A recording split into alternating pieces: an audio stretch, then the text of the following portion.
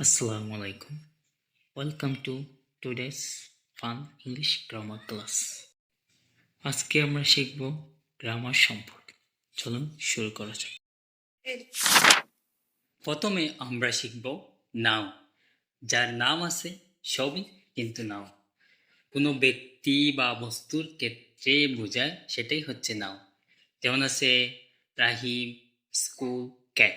Example আছে রাহিম goes to school. এখানে ব্যক্তির নাম বুঝিয়েছে, বস্তুর নাম বুঝিয়েছে। এরপরে প্রনাউন। প্রনাউন হচ্ছে বারবার নাম না বলে shortcut. Rahim he, Meena she. সবসময় ছেলেদের ক্ষেত্রে হি, মেয়েদের ক্ষেত্রে শি। যেমন আছে রাহিমের ক্ষেত্রে হি, মিনার ক্ষেত্রে শি। এরকম example Rahim is good, he plays football. এরপর হচ্ছে বার। যে শব্দ কোনো কাজ বোঝায় তাকে বার বল। যেমন আছে রান, এ রে।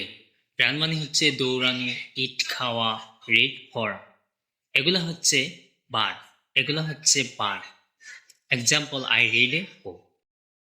এরপর হচ্ছে এডজেক্টিভ। এডজেক্টিভ মানে হচ্ছে গুণকে বোঝায়। যে শব্দে কোনো ব্যক্তি বা বস্তুর গুণ কেমন তা বোঝায় তাকে এডজেক্টিভ বলে।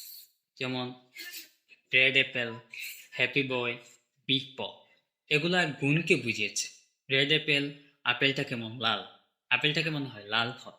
হ্যাপি বয় মানে সুখী ছেলে, এই গুণটাকে বুঝিয়েছে। বিগ বল বড় বল, এটা গুণটিকে বুঝিয়েছে। Example this is a big ball. এটি হচ্ছে অ্যাডজেক্টিভ। আজকের ক্লাস এই পর্যন্ত। আশা করি কিছুটা হলে বুঝেছেন। আপনাদের জন্য কিছু কুইজ দেওয়া হলো। এখানে স্কুল কোনটি হবে ভার্ব, নাউন, অ্যাডজেক্টিভ। ইট আছে, ইট কোনটি হবে এখানে প্রনাউন, ভার্ব, নাউন। 3 নম্বর আছে বিউটিফুল, এখানে কোনটি হবে অ্যাডজেক্টিভ না ভার্ব না নাউন। আপনারা একটু প্র্যাকটিস করবেন। এবং হোমওয়ার্ক দেওয়া হলো নিজের মতো করে 3টি নাউন, 3টি ভার্ব, 3টি অ্যাডজেক্টিভ লিখে প্র্যাকটিস করুন। Okay, see you in the next class. Allah Hafiz.